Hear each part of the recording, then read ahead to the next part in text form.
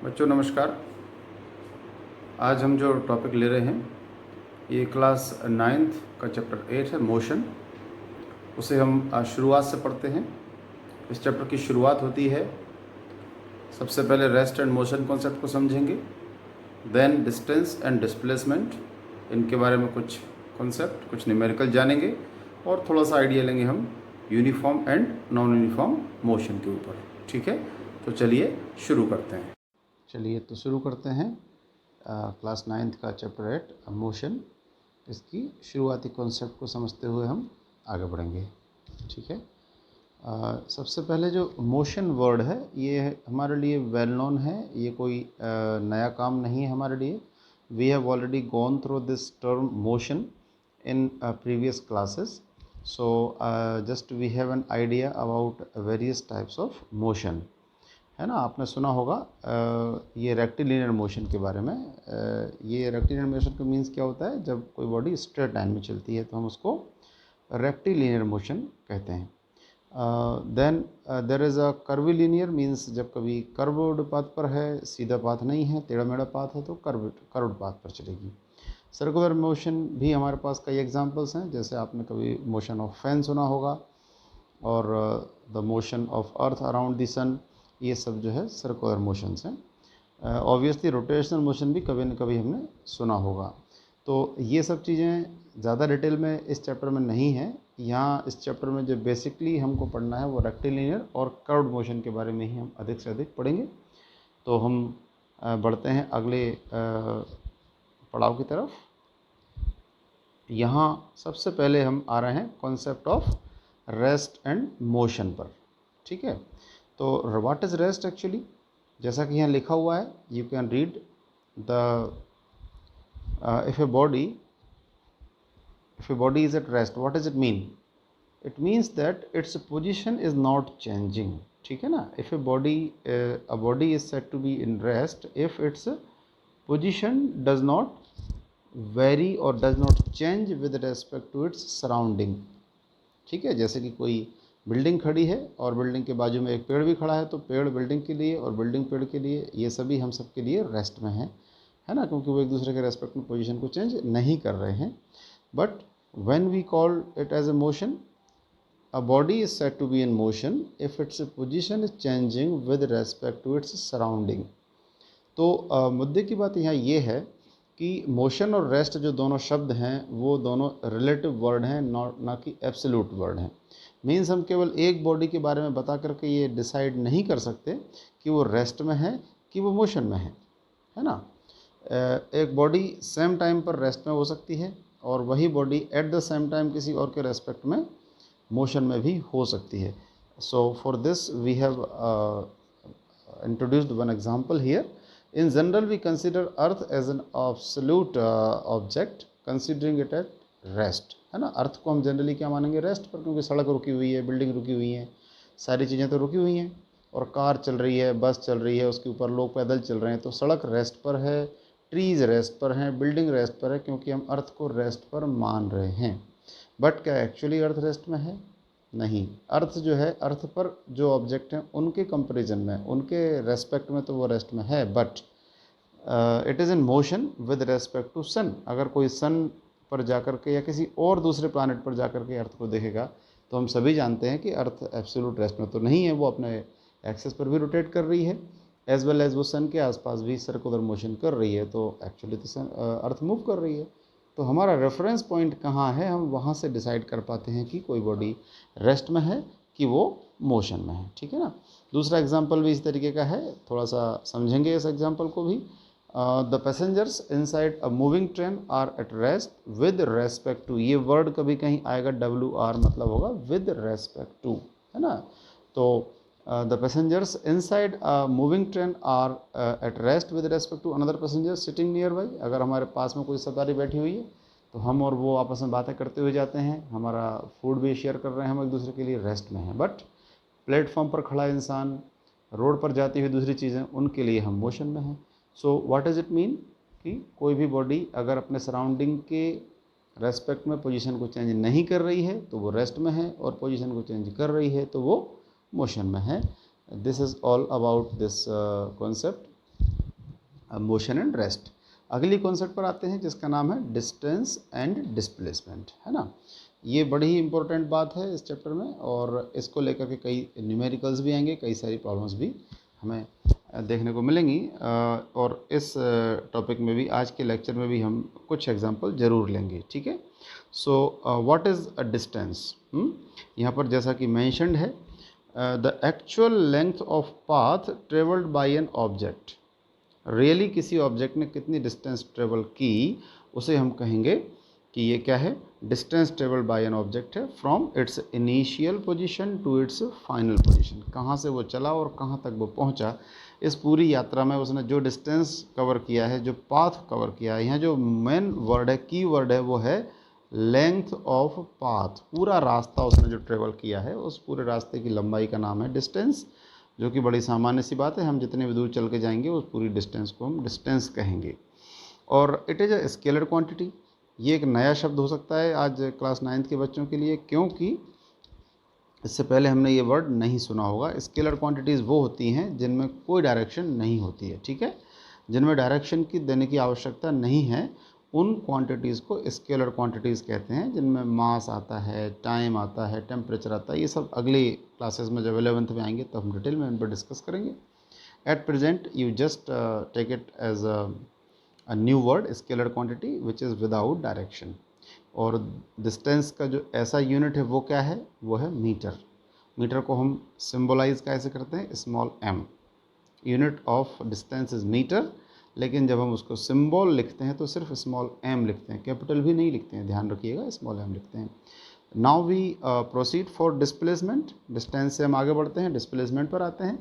It is the shortest distance. थोड़ा फ़र्क आ गया, वहाँ था एक्चुअल लेंथ ऑफ पाथ और यहाँ पर आ गई है शॉर्टेस्ट डिस्टेंस। थोड़ा फ़र्क है, shortest distance between initial and final position of an object. तो कोई बॉडी कहाँ से चली और यात्रा के अंत में at the end of the journey वो कहाँ पहुँची, वहाँ तक का जो सबसे शॉर्ट पाथ होगा, that is known as displacement, ठीक है ना।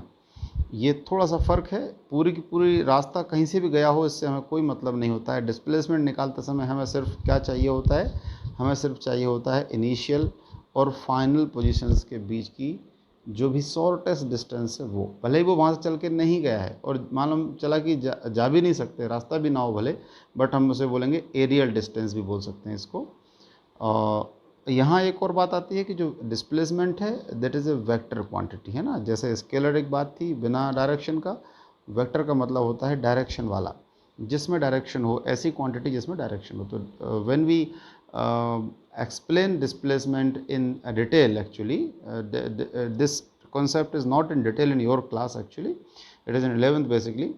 तो डायरेक्शन भी बतानी होती है जब डिस्प्लेसमेंट को पूरी तरह डिस्क्राइब करना हो, कि कोई बॉडी अगर ठीक है भाई इनिशियल और फाइनल पोजीशन के बीच की शॉर्टर डिस्टेंस 2 मीटर है, लेकिन 2 मीटर किस डायरेक्शन में है ये भी बताना होता है, तब जाकर के डिस्प्लेसमेंट पूरी तरह से एक्सप्लेन होता है। But in class 9th it is just an elementary idea that okay it is a vector quantity. Again unit of distance भी मीटर है और यूनिट ऑफ डिस्प्लेसमेंट भी मीटर ही है, क्योंकि दोनों हैं तो डिस्टेंसेस ही, ठीक है।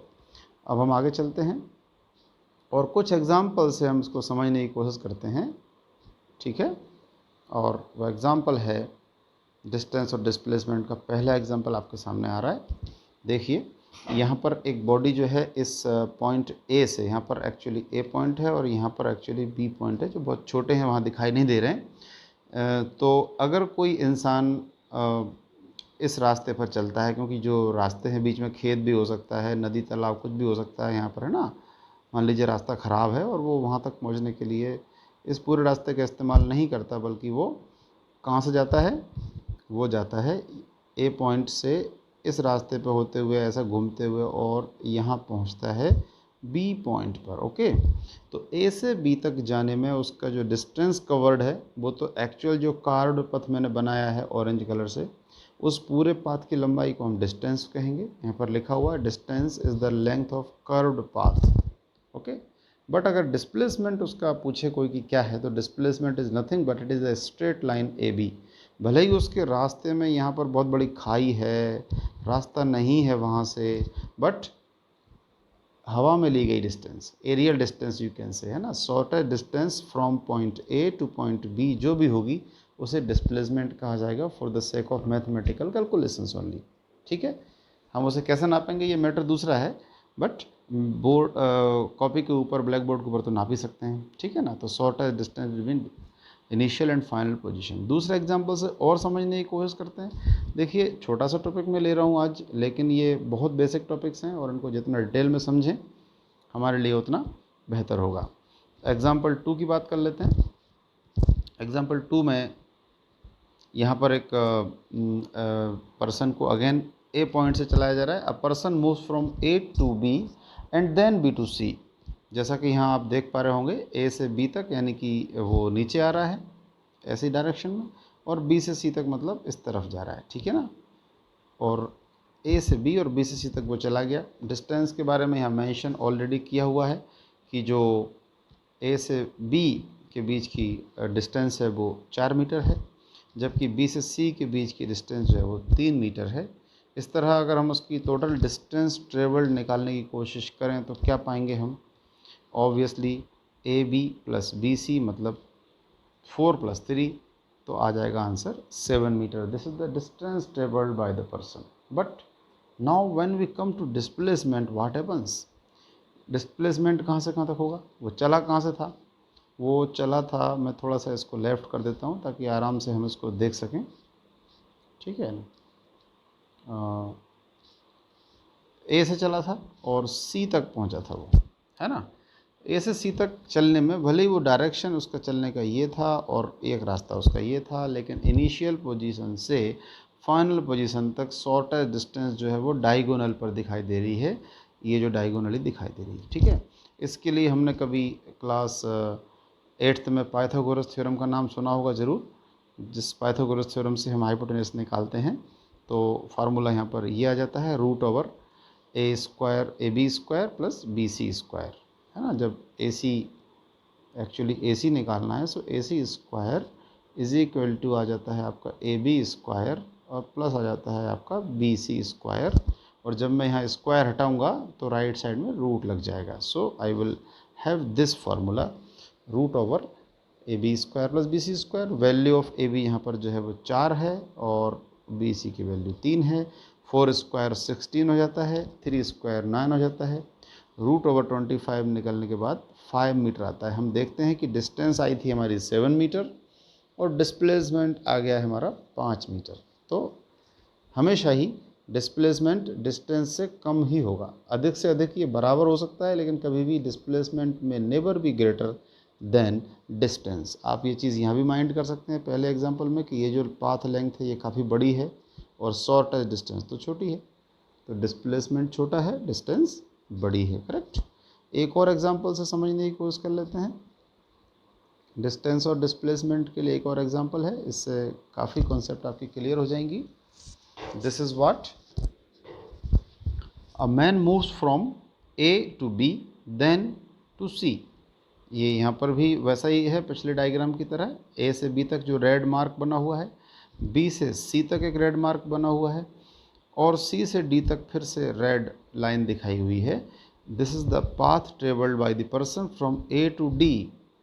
और आपको पता करना है कि डिस्टेंस ट्रेवल्ड क्या है, तो ऑब्वियसली डिस्टेंस ट्रेवल्ड क्या होगी आप देख सकते हैं, है ना।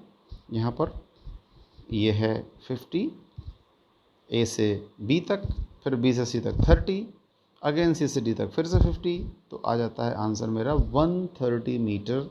This is the distance travelled. But again when we come to the displacement, तो इनिशियल पोजीशन कौन था? A, फाइनल पोजीशन कौन है? D। तो A से D तक की जो भी शॉर्टेस्ट डिस्टेंस है that is actually AD, which is nothing but 30 metre. Toward north क्यों मेंशन किया ये भी ज़रा समझ लीजिए। एक्चुअली होता यह है कि जो डायरेक्शन बताने का ज्योग्राफिकल तरीका होता है, definitely you must have gone through this thing in social studies. इस टाइप से डायरेक्शन बताई जाती हैं, इस तरफ नॉर्थ, इस तरफ साउथ, और इधर ईस्ट और इधर वेस्ट। ये डायरेक्शन बताने का तरीका होता है। तो हम ए से जब डी की तरफ देखते हैं तो हम पाते हैं कि ये नॉर्थ डायरेक्शन है ना। जब भी हम ए से डी की तरफ देखते हैं तो ये नॉर्थ डायरेक्शन है। So 30 metre toward north is the final displacement. इस तरह हम डिस्टेंस और डिस्प्लेसमेंट को आज समझते हैं और आगे हम यूनिफॉर्म और नॉन यूनिफॉर्म मोशन का भी एक छोटा सा आइडिया ले लेते हैं, फिर हम अपनी बात को वहाँ आज ख़त्म करेंगे। Uniform and non uniform motion क्या है, इनके बारे में बहुत छोटी सी मैंने डेफिनेशंस भी रखी हुई हैं यहाँ पर और हल्के एग्जांपल्स भी बताए गए हैं। डिटेल में हम और जब अगले कभी चर्चा होगी तो बताया जाएगा। Uniform motion, if a body travels equal distance in equal intervals of time, equal time equal distance travel करे, साथ में सेम डायरेक्शन भी होनी चाहिए। कहीं कहीं ये वर्ड मिसिंग होता है, बुक में आपको ध्यान से पढ़ेंगे तो मिलेगा, एनसीईआरटी में भी है लेकिन थोड़ा अलग अलग जगहों पर मिलता है वो। फिर हमें यहाँ एक बार रिपीट कर लेना चाहिए, if a body travels equal distance in equal time of interval in the same direction then it is said to be in uniform motion. तो यूनिफॉर्म मोशन के लिए कंडीशन केवल एक नहीं है, दो हैं। Same distance in same time तो है ही, डायरेक्शन भी सेम होनी चाहिए, अदरवाइज वो यूनिफॉर्म मोशन नहीं मानी जाएगी। एग्जाम्पल के तौर पर मैंने यहाँ पर दिया हुआ है, a car moving with 40 kilometre per hour on a straight path, path straight नहीं होगा तो भी यूनिफॉर्म मोशन नहीं होगी। ठीक है, नेक्स्ट एग्जांपल पर आते हैं, नेक्स्ट डेफिनेशन पर आते हैं जिसका नाम है नॉन यूनिफॉर्म मोशन। ऑब्वियसली जो भी मोशन यूनिफॉर्म नहीं है वो हर मोशन नॉन यूनिफॉर्म है। तो unequal distance in equal time interval, केवल हमने यहाँ इक्वल के प्लेस पर अनइक्वल ले लिया, यहाँ पर इक्वल डिस्टेंस था, यहाँ अनइक्वल डिस्टेंस है इन इक्वल टाइम इंटरवल। फिर डायरेक्शन मुड़े तो भी ठीक, ना मुड़े तो भी ठीक, नॉन यूनिफॉर्म तो होगी ही। तो अगर हम एक बाइक की बात करें जो बिजी मार्केट में चल रही है तो वो कभी तेज़ भी चलेगी, फिर ब्रेक अप्लाई होंगे, फिर एक्सेलरेट होगा, ऐसी मोशन का नाम होगा नॉन यूनिफॉर्म मोशन। ठीक है, आज की बात को हम यहाँ ख़त्म करेंगे। डिटेल चर्चाओं के लिए, आगे टॉपिकों के लिए हम फिर से कभी मिलते हैं। Thank you.